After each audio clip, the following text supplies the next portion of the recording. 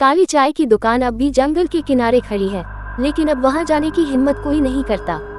अर्जुन ने गांव वालों को सचेत किया, पर उसकी चेतावनी के बावजूद कुछ साहसी लोग वहां गए और फिर कभी वापस नहीं लौटे। बूढ़े की हंसी और चीखें अब भी रात के सन्नाटे को तोड़ती हैं। क्या ये दुकान सिर्फ एक अभिशाप है या किसी की प्यासे आत्मा का बदला? जवाब कोई नहीं जानता। सवाल बस इतना है, क्या आप इस दुकान में कदम रखने की हिम्मत करेंगे? कहीं न कहीं बात हिंदी हॉरर स्टोरी। भयानक काली चाय की दुकान। अंधेरी रात थी। ठंडी हवा पेड़ों की शाखाओं से गुजरती, मानो किसी के रोने की आवाज निकाल रही हो। रास्ता सुनसान था और चांदनी बस धुंधली सी झलक दे रही थी। गांव के बाहर जंगल के किनारे एक चाय की दुकान थी, काली चाय की दुकान। काली चाय, नाम भी अजीब है ना? राहुल ने अपने दोस्तों से कहा, अरे भाई, डर लगता है तो मत चल। पर सुना है वहाँ रात को जाने से लोग गायब हो जाते हैं, समीर ने उसे चिढ़ाते हुए कहा। वे चार दोस्त राहुल, समीर, प्रिया और काव्या साहस करने के चक्कर में उस चाय की दुकान पर जाने का फैसला कर चुके थे। जंगल की ओर बढ़ते हुए अचानक किसी चीज के टूटने की आवाज आई। कौन है वहाँ? प्रिया ने घबराकर पूछा। हवा होगी और क्या, समीर ने हंसते हुए कहा, लेकिन उसकी आवाज में भी हल्की घबराहट थी। जैसे ही वे दुकान के पास पहुंचे, उनकी हंसी गायब हो गई। दुकान पुरानी थी, छत पर टूटा हुआ, लकड़ी की दीवारों पर काले निशान। अंदर एक लालटेन जल रही थी और उससे निकलती पीली रोशनी पूरे माहौल को और डरावना बना रही थी। कोई है? काव्या ने डरते हुए पूछा। अचानक अंदर से आवाज आई, आओ आओ। दुकान के अंदर एक बूढ़ा आदमी बैठा था। उसकी सफेद आंखें, लंबे नाखून और झुकी हुई पीठ देखकर सबके रोंगटे खड़े हो गए। चाय पीने आए हो? काली चाय, स्वाद ऐसा जिसे भूल नहीं पाओगे, उसने धीमी खुरदरी आवाज में कहा। राहुल ने मजाक में कहा, भाई, भूत प्रेत वाली चाय तो नहीं पिला रहे हो? बूढ़ा आदमी हंस पड़ा। हंसी इतनी डरावनी थी कि सबके दिल तेजी से धड़कने लगे। यहाँ सब अपनी मर्जी से आते हैं, लेकिन जाते मेरी मर्जी से हैं। बूढ़े ने कहा। सबने डरते डरते चाय का कप उठाया। चाय का रंग काला था और उसमें से धुआं निकल रहा था। जैसे ही उन्होंने पहला घूंट लिया, उन्हें लगा जैसे पूरा शरीर भारी हो गया हो। मुझे अजीब लग रहा है, काव्या ने कांपते हुए कहा। क्या हो रहा है ये? समीर ने गुस्से और डर के मिले जुले भाव में पूछा। बूढ़ा आदमी फिर से हंसा और बोला, अब समझे, ये चाय सिर्फ शरीर को नहीं, आत्मा को भी खींच लेती है। डर के मारे चारों ने दुकान से बाहर भागने की कोशिश की, लेकिन दरवाजा खुद ब खुद बंद हो गया। दीवारों से खून टपकने लगा और हवा में किसी की चीखने चिल्लाने की आवाज गूंजने लगी। हमें जाने दो, प्रिया ने रोते हुए कहा। यहाँ से कोई नहीं जा सकता। ये दुकान, ये चाय और मैं, सब तुम्हारे लिए ही है, बूढ़े ने कहा। जंगल के अंदर से किसी के कदमों की आवाज आई। जब उन्होंने पीछे मुड़कर देखा तो वहाँ उनकी अपनी परछाइयाँ थी, लेकिन उनमें से एक भी इंसानी नहीं दिख रही थी। अब तुम सब मेरी दुकान का हिस्सा बनोगे, बूढ़े ने कहा। अगले दिन जब लोग वहाँ से गुजरे तो दुकान वैसी ही खाली थी, लेकिन अब वहाँ एक और अजीब सी तस्वीर टंगी हुई थी। चार दोस्तों की तस्वीर, जिनके चेहरे अजीब तरीके से मुड़े हुए थे। उस रात के बाद गांव के लोग और भी डर गए।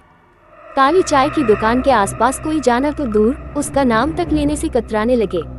लेकिन कहते हैं न, हर जगह ऐसा कोई होता है जो डर को चुनौती देने की कोशिश करता है। 3 दिन बाद गांव में एक पत्रकार आया, अर्जुन। उसने सुना था इस दुकान के बारे में और यह भी कि कैसे 4 लोग वहां से लौटकर नहीं आए। क्या तुम लोग इस तरह की कहानियों पर भरोसा करते हो?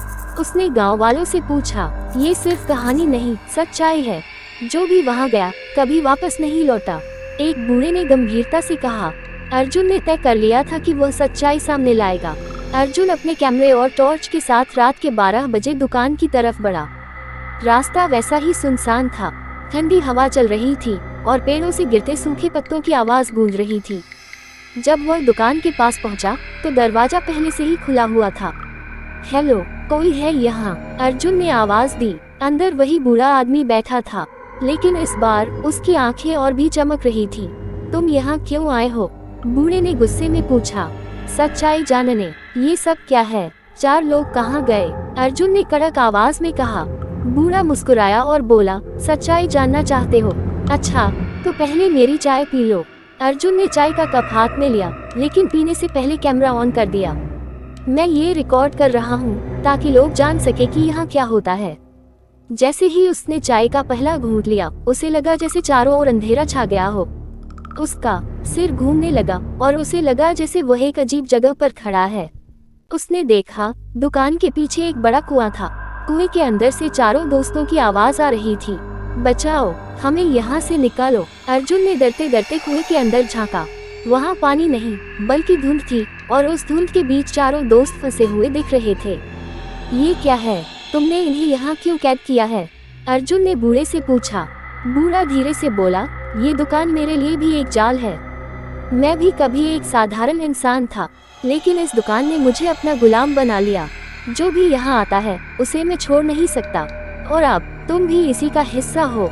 अर्जुन को लगा कि वह इस जगह से कभी वापस नहीं जा पाएगा, लेकिन तभी उसने अपनी जेब में रखे माचिस को निकाला और दुकान के चारों ओर तेल छिड़क कर आग लगा दी। अगर ये दुकान तुम्हारी ताकत है तो इसे मैं खत्म कर दूंगा, अर्जुन चिल्लाया। दुकान में आग लगते ही जोरदार चीखें गूंजने लगी। बूढ़ा तड़पने लगा और उसकी काया धीरे धीरे धुएं में बदलने लगी। तुमने बहुत बड़ी गलती कर दी, बूढ़े ने आखिरी बार कहा और गायब हो गया। आग बुझने के बाद अर्जुन ने देखा कि दुकान पूरी तरह से खाक हो चुकी थी। कुएं के पास भी कुछ नहीं बचा था। गांव में लौटकर अर्जुन ने कैमरे में रिकॉर्डिंग चेक की, लेकिन चौंकाने वाली बात ये थी कि कैमरे में कुछ भी नहीं था, न बूढ़ा, न चाय, न कुआं। क्या ये सब मेरा भ्रम था? अर्जुन ने खुद से कहा। लेकिन अगली रात जब अर्जुन सो रहा था तो उसके दरवाजे पर किसी ने दस्तक दी। थक थक थक, कौन है? उसने दरवाजा खोला, लेकिन बाहर कोई नहीं था, और तभी उसे अपनी खिड़की पर वही बूढ़ा आदमी नजर आया। तुमने मुझे खत्म नहीं किया, तुमने मुझे और ताकतवर बना दिया है, बूढ़े ने भयानक हंसी के साथ कहा। कुछ दिन बाद गांव वालों ने देखा कि जंगल के किनारे वही काली चाय की दुकान फिर से खड़ी थी। इस बार उसकी दीवारों पर बड़े अक्षरों में लिखा था, दूसरी बार आने वालों के लिए रास्ता सिर्फ एक है, मौत। अब सवाल यह है, क्या अर्जुन और कोई उसे रोक पाएगा, या ये डरावनी दुकान हमेशा के लिए जिंदा रहेगी? भयानक काली चाय की दुकान।